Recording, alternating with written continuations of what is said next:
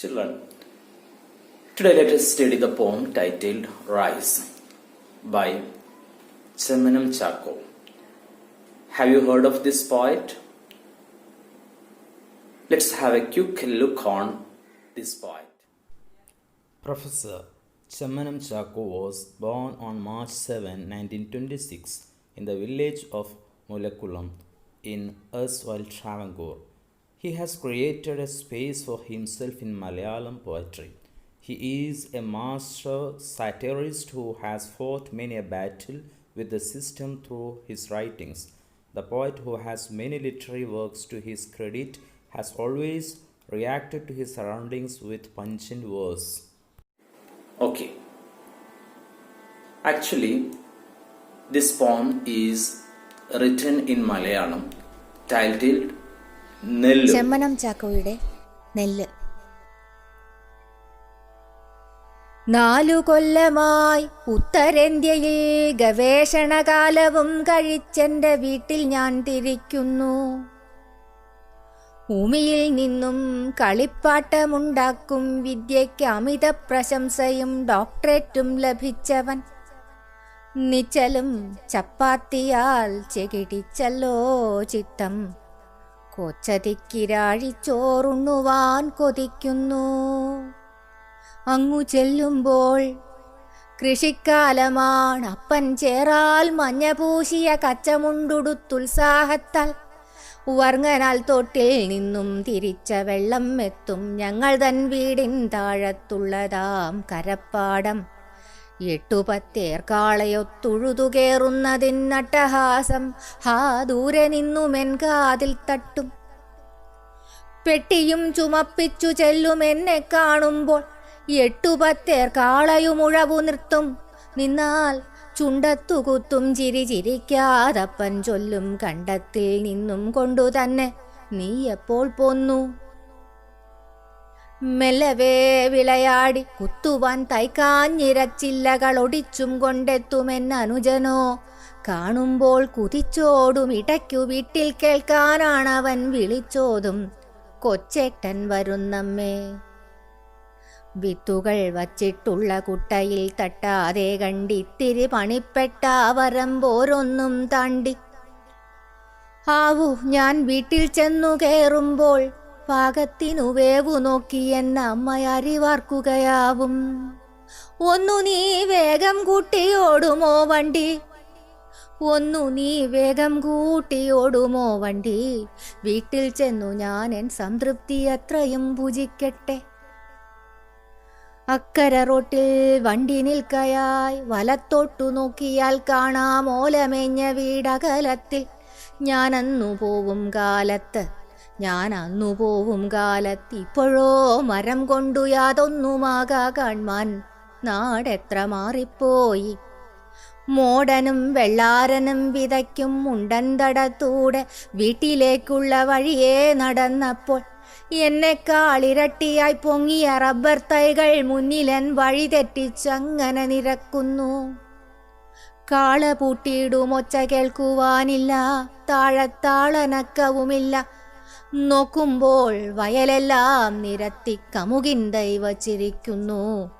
മൂലക്കരികിൽ ചോലപ്പറ്റിൽ നിറയെ പൊങ്ങല്യവും. ചെന്നുകേറി ഞാൻ വീട്ടിൽ. തെക്കിനിക്കങ്ങേ പുറം നിന്നുകൊണ്ടപ്പൻ റബ്ബർ ഷീറ്റടിച്ചിടും യന്ത്രം ഒന്നുറപ്പിക്കും വേല നോക്കിക്കാണുകയാണ്. ആഹാ നന്നു നന്നെൻ താതൻ്റെ മുഖം എത്ര സംതൃപ്തം. തെല്ലഭിമാനം പൂണ്ടു ചൊല്ലുന്നിതപ്പൻ, മോനെ നെല്ലിൻ്റെ പണിയെല്ലാം നിറുത്തിവെച്ചു നമ്മൾ. ഏനക്കേടല്ലോ സർവം, കർഷകനില്ലാ ഫലം. ആനമണ്ടരെ ഭക്ഷ്യധാന്യങ്ങൾ കൃഷി ചെയ്യൂ. 4-5 ചക്രം കിട്ടാനിതു താൻ ഭേദം. നല്ല കാലം ഹാ നെല്ലില്ലാത്തോർക്കരിയായി സർക്കാർ നൽകും. കൊച്ചതിക്കിരാഴിച്ചോറുണ്ണുവാൻ കൊതിച്ചെത്തും കൊച്ചുചേട്ടനെ കണ്ടെൻ അനുജൻ കുതിച്ചപ്പോൾ. റേഷനും വാങ്ങിക്കൊണ്ടുവരികല്ലയോ, തട്ടി വീണുപോയി മുറ്റത്തെങ്ങും ഗോതമ്പു തൂളിപ്പോയി. ഉച്ചമാം അവൻ തൻ്റെ കരച്ചിൽ വിഴുങ്ങി വന്നൊച്ചയിൽ വടക്കോട്ടു പാഞ്ഞൊരാകാശക്കപ്പൽ. നെൽകൃഷിക്കാശാദീപം കാട്ടുവാനാളില്ലാഞ്ഞു, ദിക്കെങ്ങും പൊങ്ങും നാണ്യവിള തന്മോളിൽ കൂടി. ഭക്ഷ്യധാന്യങ്ങൾക്കായി മന്ത്രി സത്തമൻ കേന്ദ്ര സർക്കാരിനടുക്കലേക്കമ്പുപോൽ പറക്കുന്നു. ഉമിയിൽ നിന്നും കളിപ്പാട്ടമുണ്ടാക്കാൻ കുറച്ചുമി കിട്ടുമോ കേന്ദ്ര സർക്കാരിൽ? ഉമിയിൽ നിന്നും കളിപ്പാട്ടമുണ്ടാക്കാൻ കുറച്ചുമി കിട്ടുമോ കേന്ദ്ര സർക്കാരിൽ? അറിഞ്ഞില്ല. And this is translated into English by Professor K. Ayyappa Panikkar. Professor K. Ayyappa Panikkar was an influential Malayalam poet, literary critic, and academic and renowned scholar. He was one of the pioneers of modernism in Malayalam poetry, and his seminal work, Kurukshetram 1960, is considered a turning point in an academic career which ran in consonance with his literary one, spanning 4 decades. He was a well-known teacher of English in various colleges and universities before retiring as the director, Institute of English, University of Kerala. In this poem, poet describes hardships of farmers who were forced to switch to cash crops. You all know, when commercialization started, everything was seen on account of profit making. Here, in this situation, local farmers, they suffered a lot. They didn't have profit, or they didn't have anything out of their own products. This is described by the poet. Here the poet presents these issues in a particular artistic form, that is satire. What is a satire in literature? Satire, artistic form, chiefly literary and dramatic, in which human or individual vices, follies, abuses, or shortcomings are held up to censure by means of ridicule, derision, burlesque, irony, parody, caricature, or other methods, sometimes with an intent to inspire social reform. Yes. So when you read this poem, you can see the poem has been divided into 2 parts. First part, there we have a type of narration. Second part is continuation of this first part. In the first part, we see a son of farmer goes to North India for his research work on making toys with husk. There he completes his studies and returns after a period of time. All these situations are described in the first phase. He also had his own expectations about his hometown.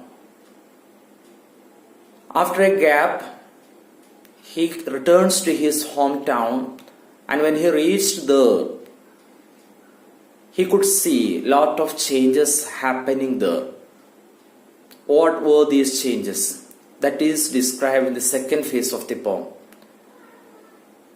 In short, this poem is presented as 2 phases, where we can see dream versus reality. In the first part of the poem, there is dreams presented, and the second phase, there we can see the reality. Okay, now you all read these stanzas from first to last. Carefully go through these words and expressions used by the poet. Yeah, all these are very familiar to our situation so you can easily follow. I come home at the end of 4 years of research in North India, having earned a doctoral degree and generous praise for my work on making toys with husk. Bored with eating chapatis day after day, I'm eager to eat a meal of atikra rice. It will be the planting season when I get there, and my father, his handloom dhoti stained with yellow mud, excited about the waters of the Varanganal Canal, will greet me from the fields below our house, amidst the shouts of plowing with several oxen. The oxen will stop when they see me, walking with my suitcase, and my father, without smiling the smile slowly forming on his lips, will call from the field, and when did you start from there? My little brother, carrying the tender saplings to be planted in the field where the plowing is done, will run when he sees me and call out loud within earshot of the house, "Mother, brother has arrived." Walking cautiously along the dike so as not to upset the baskets full of seed, I will reach home in good time. At last, just as my mother deigns a well cooked rice, "Oh, train, will you run a little faster? Let me get home quickly and eat my fill." The bus stops on the road across from the house. When I left this place, palm thatched houses could be seen in the distance on the right, but now there is nothing except for trees. How the place has changed! Rubber plants twice my height now stand in rows around me on the ridge, where modern and valerian used to be sown, and confuse my path as I walk home. There is no hustle of men below, no shouts of plowing, and when I look, the whole field is planted over with arecanut palms, and in the corner along the canal stand the dealwood trees. I enter the house beyond the southern wing. My father is watching them fix up the machine for making rubber sheets. How happy and contented the look on his face. My father says with an obvious pride, "Son, we have stopped working on all the rice. It was quite inconvenient. The farmer gained nothing. Only fools turn to rice farming for gain. This is better money. What good times. The government gives rice to those who don't have paddy fields." My little brother runs in to meet me. I, eager to have a full of meal of patikra rice. He is carrying the rations for the whole household. He trips over something and scatters the wheat all over the yard. Above us, a ship of the sky rose northwards, drowning my brother's loud cries. The chief minister's off like an arrow to the center, to clamor for more gains, now flying high. Above the cash crops, now growing tall like the trees, since no one here promotes the farming of rice. Can we get some husk from the center too, to make toys with it? I don't know. Now, there are some questions. Read and understand all these questions. Try to answer all these questions. While answering, again, you will have clear picture about the poem. Okay, let's answer first question. Of all the memories of his homeland, the narrator thinks of rice first. What does this show? It shows his extreme love for rice. He is a rice eater. For the last 4 years, he has been eating chapatis. Now he is craving for rice. What are the memories of the narrator about the paddy cultivating season? He remembers his father in the fields below his house. He is wearing a handloom dhoti stained with yellow mud. He is excited about the water of the Varanganal Canal. He also remembers his little brother carrying the tender saplings to be planted where the plowing is done. On the dike, baskets full of seeds are kept. There is the noise of shouting as the oxen draw the plow in the field. The narrator wants the train to move a little faster. What does this tell us about his feelings for his native village? It tells that he loves his village dearly. He has been missing it for long. He wants to reach it as quickly as possible. We see his nostalgic feelings here. What changes in the native village does the narrator notice on his return? There are many changes in his native village. The palm thatched houses are gone. There are only rubber plants there. There are no rice fields anymore. There is no noise of people below, no shouts of blowing. The whole field is planted with arecanut palms. In the corner along the canal there are the dealwood trees which were not there before. Rubber plants have taken the place of paddy. What does this imply? It implies that food crops are replaced by cash or commercial crops. People don't anymore cultivate their favorite varieties of rice like Hatikira, Motan, and Valaran. Now they survive on their rations, which consist of wheat.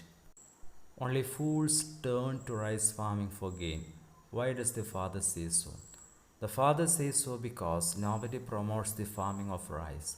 Rice farming was quite inconvenient and the farmer gained nothing. Rubber brings better money. The government gives rice to those who have no paddy fields. What does the ship of the sky represent? It represents the aeroplane, as the ship of the desert represents the camel. Can we get some husk from the center too, to make toys with it? Bring out the satire in these lines. The poet had gone to North India and did a 4-year research on making toys with husk. He got a doctoral degree and at the end of his research. Now he comes back to Kerala to find out that there is no more rice cultivation here and consequently no husk to make toys with it. To make toys with husk, he has to get husk from the center. He did the research to help the state to find employment and income. What use the state will have now with his doctorate?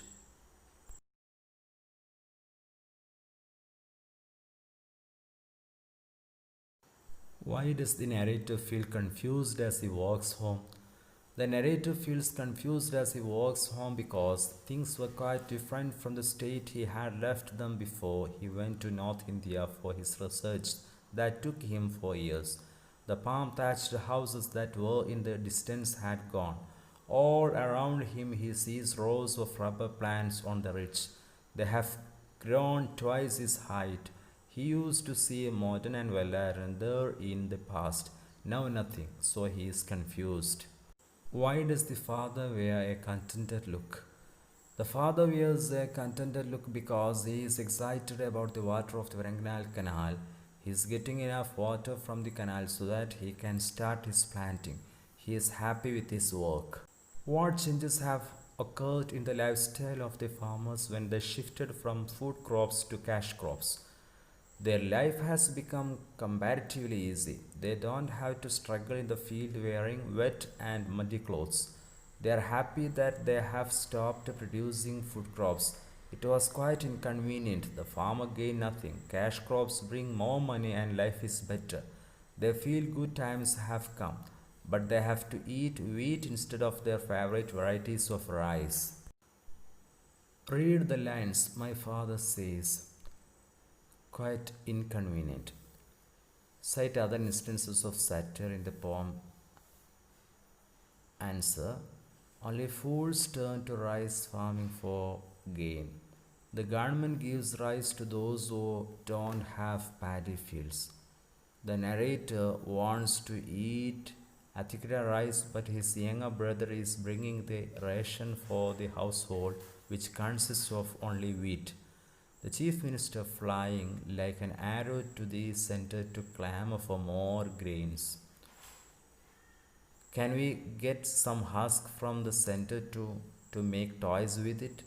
This is the bitterest satire because he has a doctorate on making toys with husk. The poem is a contrast between expectations and reality. Prepare write-up. The poem is definitely a contrast between expectations and reality. The narrator goes to North India to do a research on making toys with a husk, as there is a lot of husk in Kerala because of the huge amount of paddy produced at that time. He spends 4 years and gets a doctorate.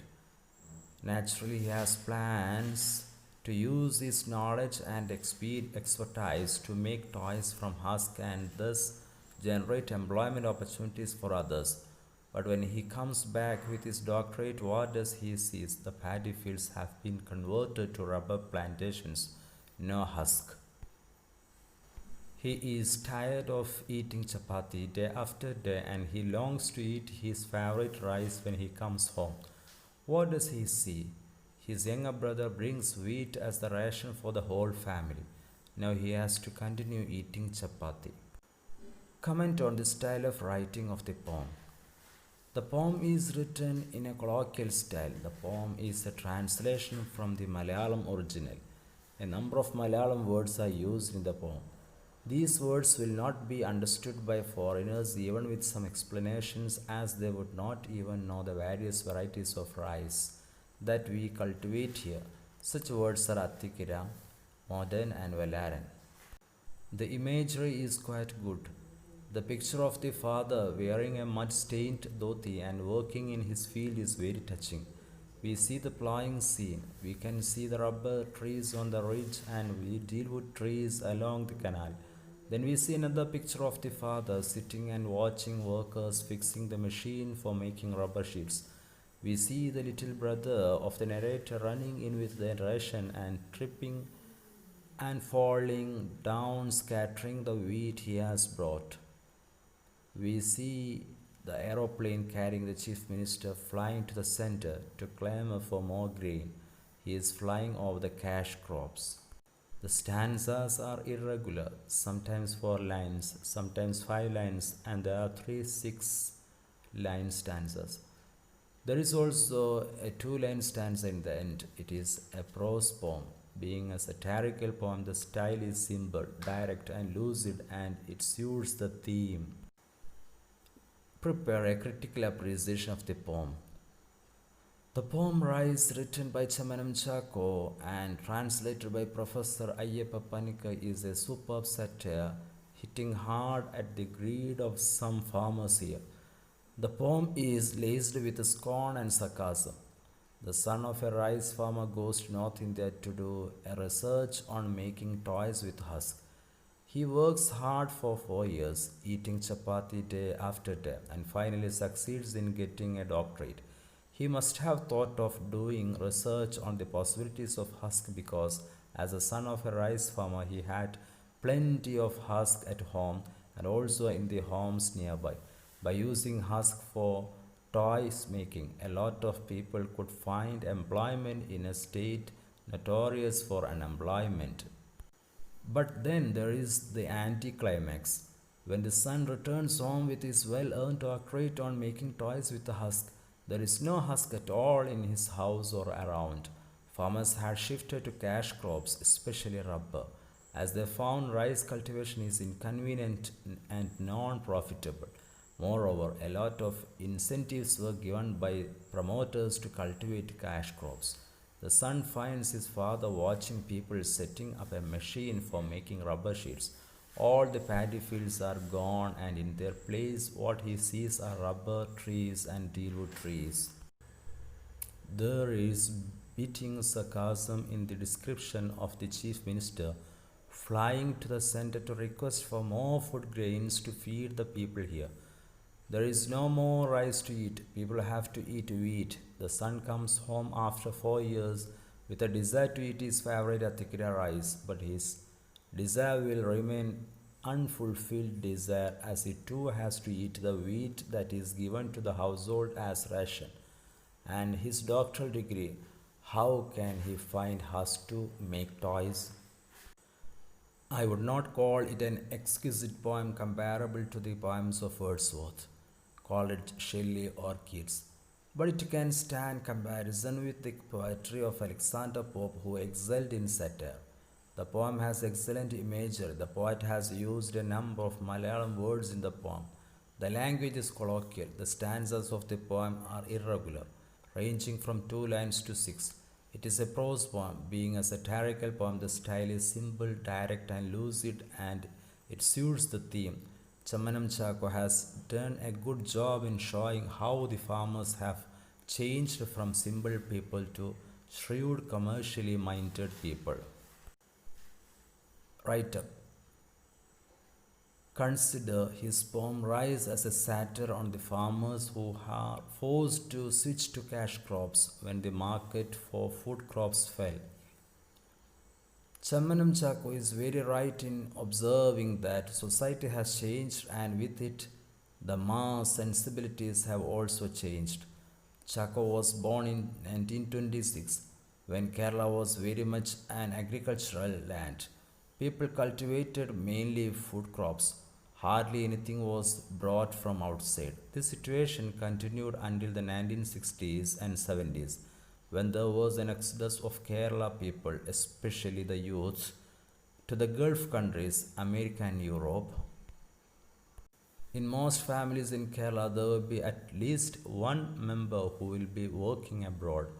These people working abroad sent money to their parents and relatives at home. Soon the Kerala farmers stopped working hard to their farms. Often they left them without cultivating because money was coming from outside and they could buy their food. Many farmers started cultivating cash crops, especially rubber. As we saw in the poem, rice cultivation is inconvenient and non-profitable. We all have heard the saying that Indian agriculture is a gamble on the monsoons. Once we change into cash crops, we are not so heavily dependent on the monsoons. But crops like rice heavily depend on the rains. If there is too much rain, there is problem. If there is too little rain, there is a problem. If the rains don't come in time, there is problem. So rice farmers started shifting to cash crops. There were many promoters, including the government, who encouraged cash crops. The glitter of money was very tempting to our rice farmers. Farmers can't go into the fields well dressed and they can't even keep their body clean all the time as they have to work in the muddy fields. Their love of luxury also made the rice farmers either quit or shift to other cash crops. The results are obvious. Kerala state has become a consumer state. Today we get our food grains, vegetables and fruits from neighboring states. We can't blame the farmers. We all want to catch the fish without wetting our fingers. Hard work is no more considered a virtue.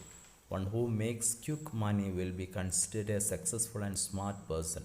No wonder the farmers also want to be smart. Write-up.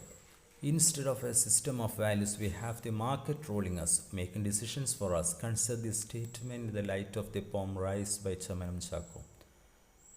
These days we are not ruled by any system of value but by the market.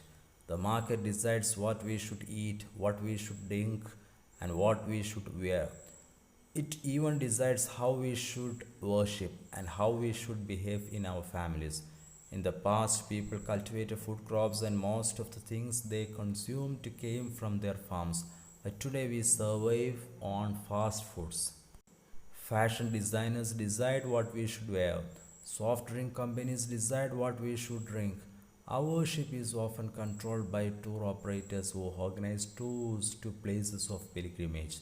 The gold and diamond merchants decide how we should show our love to the family members by giving what gifts on which occasion.